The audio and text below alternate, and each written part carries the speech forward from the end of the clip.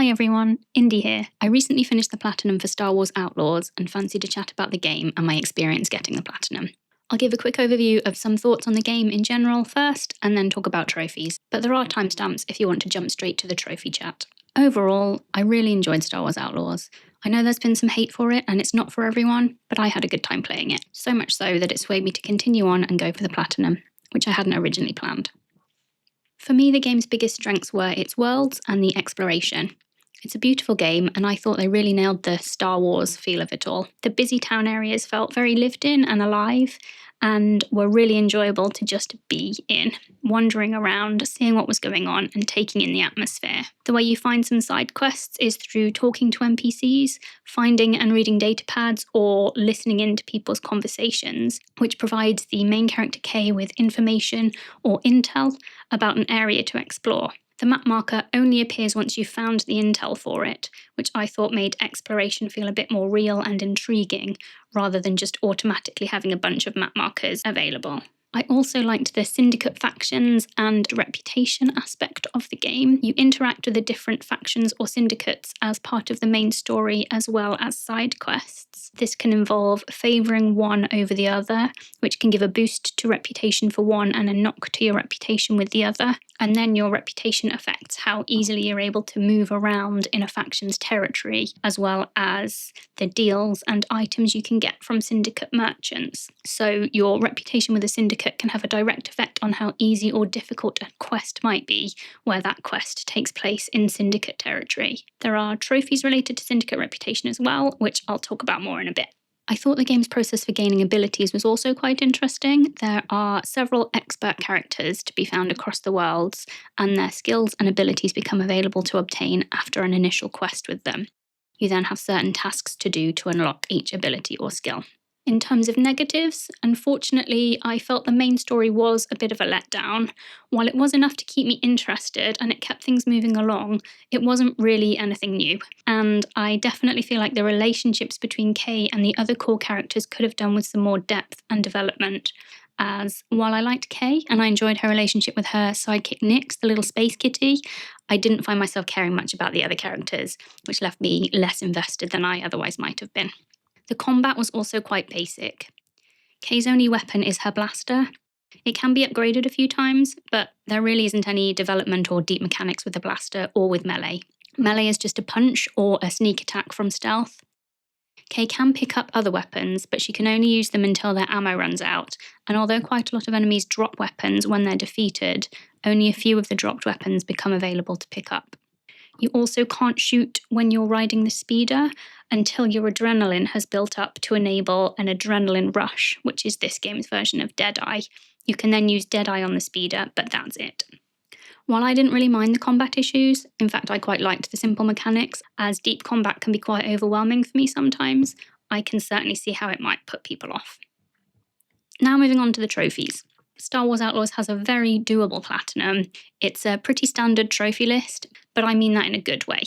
You've got the usual story-related trophies, some combat trophies, as well as trophies to do with the syndicate reputations, a couple of collectible-related trophies, and then the do this activity or use this mechanic type of trophy. But it doesn't make you do anything outlandish or grindy, and with a bit of planning, you'll be able to get most of the trophies during a playthrough with minimal need for mop-up afterwards. That's not actually what happened for me though. I didn't originally intend to go for the platinum when I started the game, as when I first looked at the trophy list, there were a few trophies that I thought looked too difficult, so I just played the game without thinking too much about trophies, and then had a fair bit of mop-up to do once I decided to get that plat. For example, there's a trophy for having Nix attack a certain number of enemies, and one for defeating enemies after using an ability called Fast Talk. Those could have been easily obtained during the main playthrough if I'd focused on them a bit more at the time. There were 3 trophies in particular that had initially put me off going for the platinum. These were for defeating each syndicate's capital ship without taking hull damage, getting a high score in an arcade game, and completing all expert quests. For the Expert Quest trophy, I thought this meant that you had to do all of the tasks to unlock all of the skills and abilities, but it turns out that the trophy is actually for finding all of the experts and doing just their initial quest. This is a little involved, as there is one expert that requires finding a number of collectibles in space before being able to find their location. But the space areas you can explore aren't too big, and I also used a guide from PlayStationTrophies.org to help find the last ones. There's also another trophy attached to this expert's questline. For the capital ship trophy, you need to take down all 4 Syndicate's capital ships without taking hull damage. I'm pretty terrible at space combat, and so this just sounded like too much for me, but actually it wasn't that difficult at all. The hardest part was getting the ships to spawn, and finding the ships initially could probably be quite annoying too, but I just used a guide to help find them. In terms of defeating the ships, for me, a couple of the ships were already being attacked by pirates, so I could just finish them off. After finishing the game, I did put the difficulty down from normal to easy though, so I don't know if that had an effect in relation to this. Also, you can take hits as long as your shield doesn't go down and you don't take any damage. The trophy that I thought I'd have no chance at all at was getting a high score in an arcade mini-game. I'm not very good at games in general, and so anything that says I need to get a high score means I'm immediately put off. There are 2 arcade minigames that you can play, a Wipeout style game and a space shooter. I probably spent about an hour and a half in total trying to get this trophy. I thought I'd be better at the Wipeout game, so I spent a good half hour on that, but didn't get anywhere near the high score. So then I tried the shooter instead, which it turns out is definitely easier, especially considering that's not my type of game.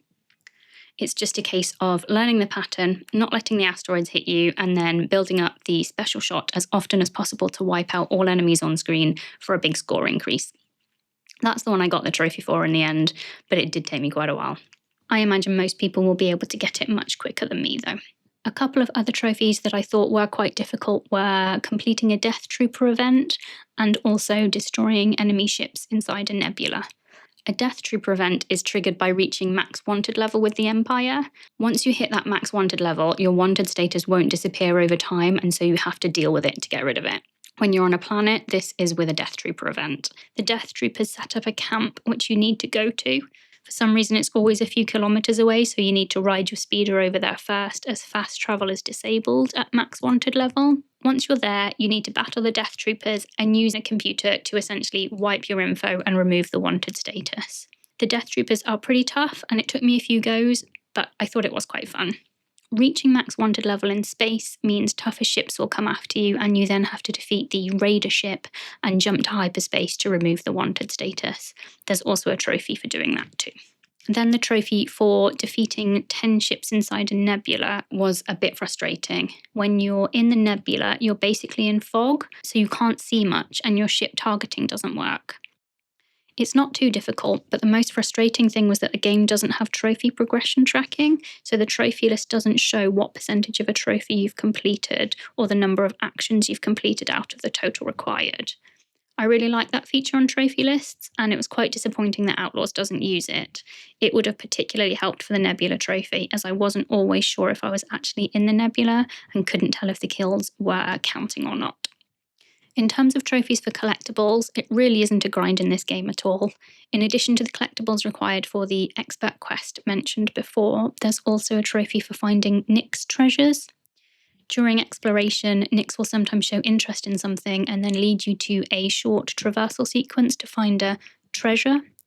The treasures can then be exchanged with a merchant for some cute cosmetics for Nyx.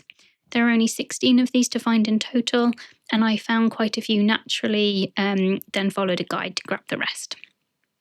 There are other collectibles you can find as well, but they aren't needed for a trophy. A slightly silly trophy that I actually really enjoyed was sampling all of the galactic street food. In each world you can find a food vendor which triggers a cute cutscene with Kay and Nyx trying the food. There are also some QTEs involved with eating the meal, which honestly is pretty odd and goofy really, but I really liked Nyx, and so I did like those scenes. Sampling the food also gives Nyx some additional abilities to choose from. I also really liked the Sabacc minigame, the card game within Star Wars Outlaws. I don't usually enjoy these sorts of side games, but I thought Sabacc was a lot of fun, and there is also a trophy related to a particular game of Sabacc, which I really liked. Probably the grindiest trophy was for completing 40 contracts. These are short jobs for the syndicates which you pick up from brokers found in cantinas, or from your ship you can access all the brokers you found. Your reputation with the syndicates will also determine whether you can interact with certain brokers. None of the contract jobs take very long, and you gain credits, the currency in game, and increased reputation for completing them, or decreased reputation if you decide to double cross the syndicate instead. Some of the contracts are labelled high risk, as you need to complete them successfully in one go, and some restrict fast travel, but none of them are difficult, especially if you have a high reputation with the syndicates. As, for example, if you're tasked with stealing from a syndicate that you have a high reputation with, you can move about freely in their territory, which makes the contract very easy. K doesn't have an allegiance to any particular faction, so you're frequently gaining reputation with a syndicate while also going behind their back for another syndicate. So the 40 contracts trophy didn't actually take as long as I expected, as they are very short jobs. Although again, it would have been helpful if the trophy list had the trophy progression tracker for this one. You can also pick up more than one contract at a time, and sometimes the jobs are very close to each other, so you can knock out a couple very quickly. They're also very helpful in increasing your reputation in order to help you towards the syndicate reputation trophies. For the syndicate reputation trophies, there are 5 of these in total. You need to reach maximum reputation with each of the 4 syndicates, and we'll get a trophy for each one. This means just reaching into the excellent bar. You don't have to max it out completely, although if you do max it out, you get a reward from the syndicate.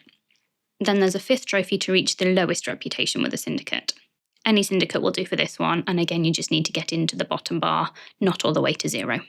This is one of the areas where I went a bit wrong, because I didn't really plan for those trophies. Important things to note are that you can get big increases or big knocks to reputation during the larger story-related syndicate quests.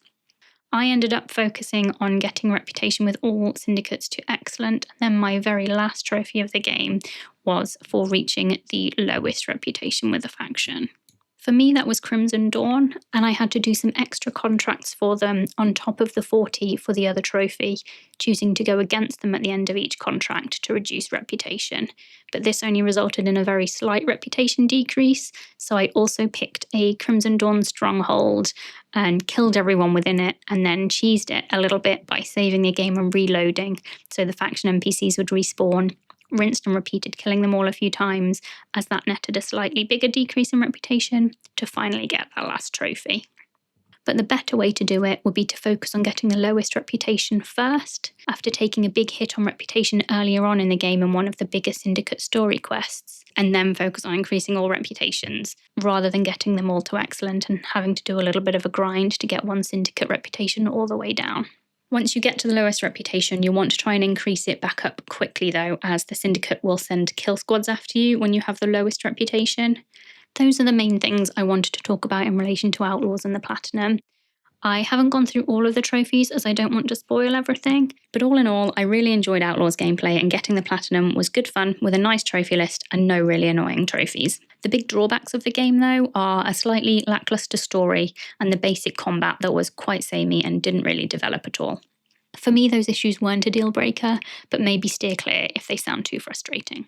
If you'd like to watch any of my other videos, I have a couple for other Star Wars games, but full disclosure, I'm pretty new to making videos, so no hard feelings if you think they're awful. But that's it for this one. Thank you very much for watching, and I hope you have a great rest of your day.